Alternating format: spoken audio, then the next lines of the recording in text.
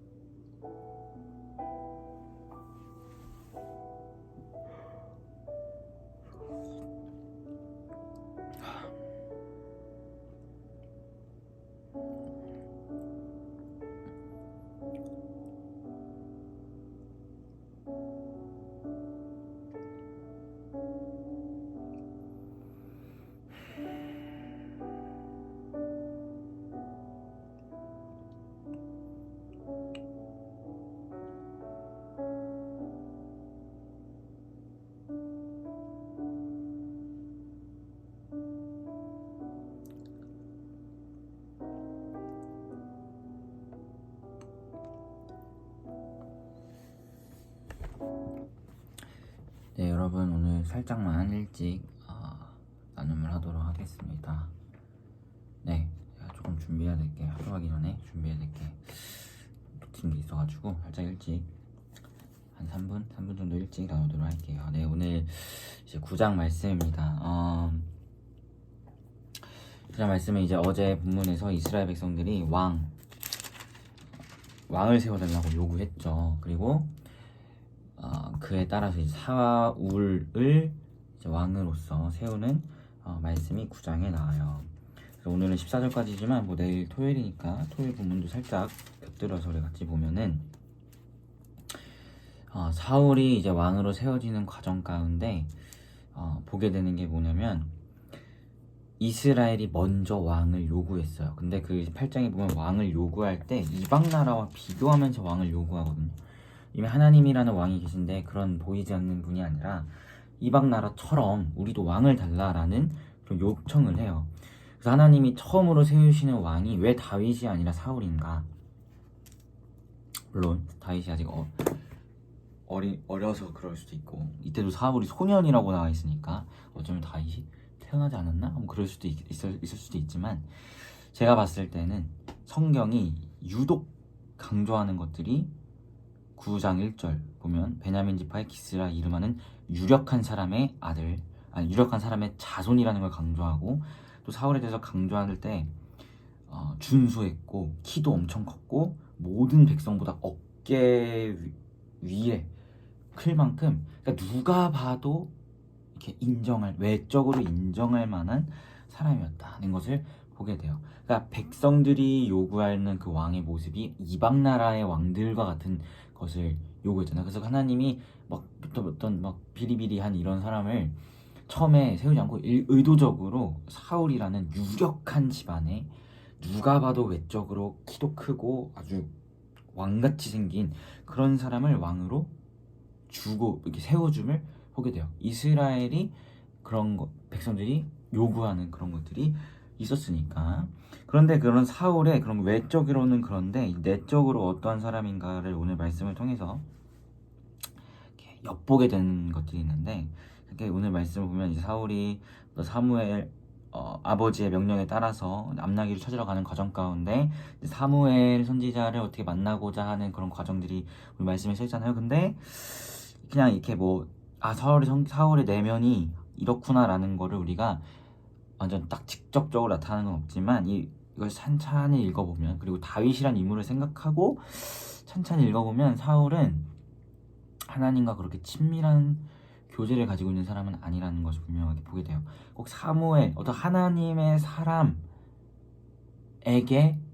어떤 기대는, 하나님과의 무언가 있어서 하나님의 사람에게 기대는 것이 우리가 보게 되거든요. 근데 다윗은 그런데 그렇지 않아요. 다윗은 보면 자신의 삶에서 하나님을 예배했던 사람이었고 자신의 삶에서 하나님과의 깊은 교제 가운데 여러 가지 중요한 결정들을 하는 사람인 것을 우리가 말씀을 통해서 보게 돼요. 그러니까 누군가가 매개체가 필요한 것이 아니라 다윗 본인이 직접 하나님과 깊은 교제가 있었던 사람, 그게 그의 내면이었다면 사울의 내면은 오늘 말씀에서도 이렇게 나타나듯이 하나님의 사람이 있어야 어떤 하나님 앞에 나아가는 좀 그런 내면을 가지고 있는, 영적인 그런 내면을 가지고 있는 것을 우리가 엿보게 됩니다. 그러니까 처음 이스라엘 왕으로 세운 자가 하나님께서 의도적으로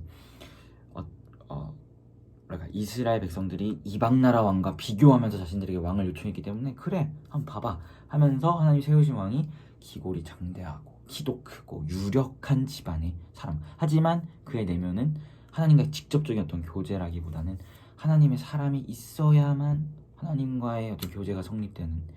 그래서 나중에 사무엘이 죽으니까 막 신접한 여인 찾아가가지고 뭐 사무엘을 끌어다 올려서 막 어떻게 해보려고 자기가 직접 하지 않고 그런 말씀들이 막 나오잖아요. 사울은 그런 사람이었다는 거예요. 왜요? 이스라엘이 그런 왕을 원했으니까, 외적으로 좀 유력하고 이런 사람을 원했으니까. 하지만 결국 이렇게 이스라엘이 원했던, 이방 나라에 비교해서 그런 왕을 원했던 그 왕은 결국 실패하죠.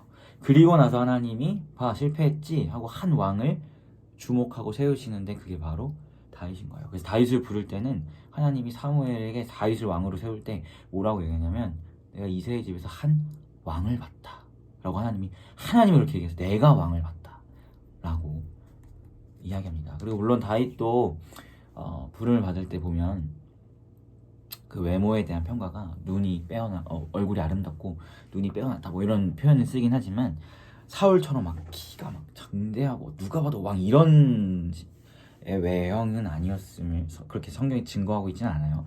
그리고 사울은 보면 다 유력한 집안의 자손 이렇게 이야기하지만 다윗은 그 아버지 이세조차도 이렇게 에이 제 막내는 아니 이렇게 했을 만큼 그런 사람이. 근데 하지만 그의 내면은 하나님과 깊은 개인 스스로가 깊은 교제를 가지고 있는 내면. 그래서 하나님이 이스라엘이 원했던 왕 봐봐 외적으로 뛰어 하지만 얘는 실패. 그리고 나서 하나님이 내가 본 왕을 너에게 제시한다라고 제시한 왕이 바로 다윗이고 그가 그리스도 예수의 하나의 예표가 되는 또 하나님의 신실한 그 언약을 세우게 되는 그런 왕이 된다는 것을 우리가 보게 된다는 거예요.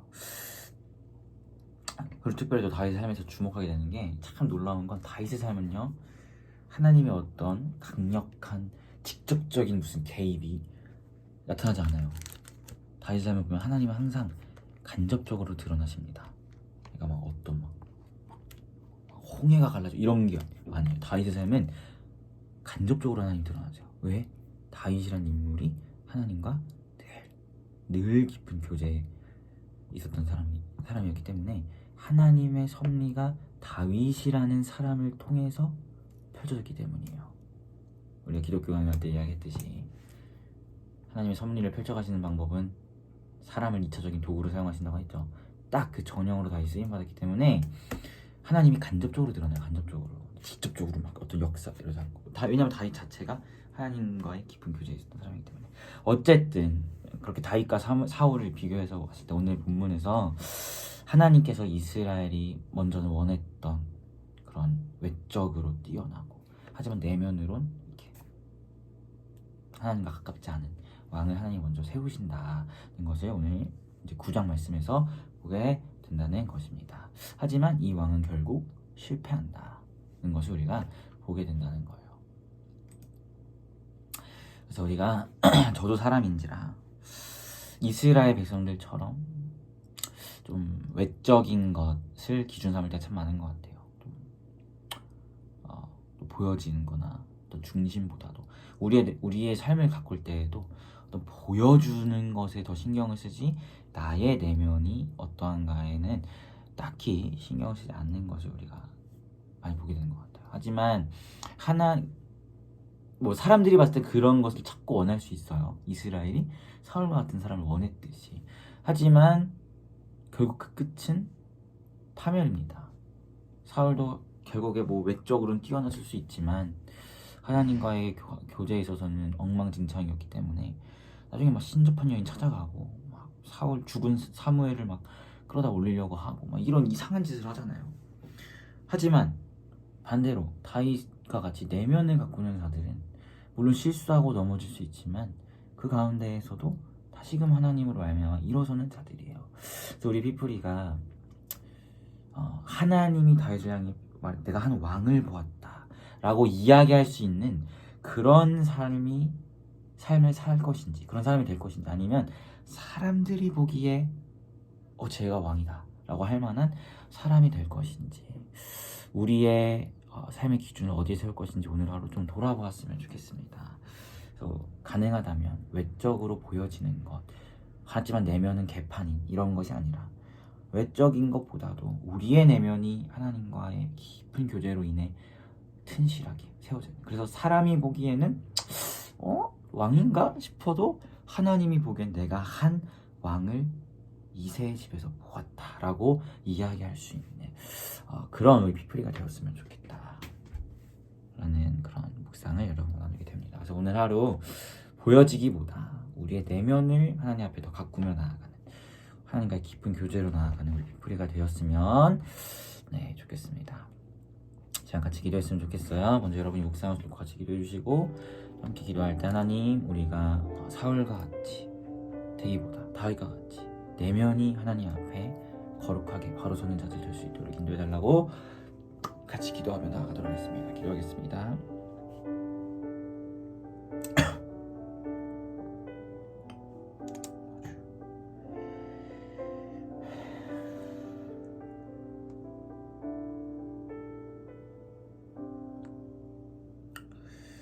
기도하겠습니다. 하나님, 이스라엘은 기골이 장대하고 유력한 집안에 누가 봐도 왕과 같은 이방 나라의 왕과 비교했을 때 정말 왕과 같은 외모적인으로 왕과 같은 자들을 찾았습니다. 하지만 그렇게 세웠던 사울 왕은 결국 실패했습니다. 그리고 하나님은 한 왕을 보았다 이야기하시면서 다윗을 주목하시는데, 이 다윗은 외형적으로는 사울보다 부족했을 수 있어도 내면에 있어서는 사울보다 훌륭한 자였고 하나님과 깊은 교제 가운데 있었던 자였음을 우리가 보게 됩니다. 아버지, 우리도 연약한 인간인지라 우리의 내면을 돌아보기보다 보여지는 것에 사람들의 시선에 신경 쓸 때가 많은 것 같습니다. 하지만 우리가 사람들이 아니라 하나님이 보시기에 내가 한 왕을 보았다라고 이야기할 수 있는, 그렇게 주님 앞에 내면이 다듬어지고 가꾸어진 자들 되길 소망하오니 우리 기쁘지 한 사람 한 사람 붙드시고 우리의 삶이 정말 주의 그 주님 앞에서 거룩하게 설 수 있는 그런 자들 될 수 있도록 인도하여 주시옵소서. 감사드리며 예수님의 이름으로 기도합니다. 아멘. 여러분 고생 많으셨고 오늘 하루도 주 안에서 평안한 하루 되시길 바라겠습니다. 샬롬.